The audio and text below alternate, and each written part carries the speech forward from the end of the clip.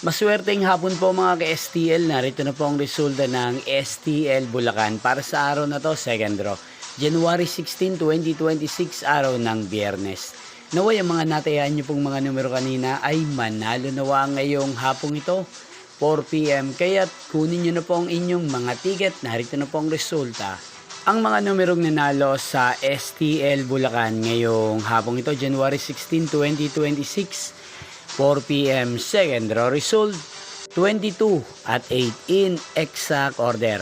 Again, 22 at 8.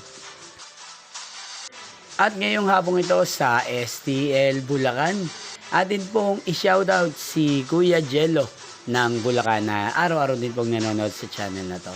Shoutout po sa inyo Kuya Jello, sana po ay nasa maayos kayong kalagayan. At sa lahat po ng mga taga Bulacan, shoutout po sa inyong lahat. Inyo pong napanood ang resulta ng STL Bulacan. Magkita-kita pong muli tayo mamayang 8 p.m. para sa third draw result ng STL Bulacan.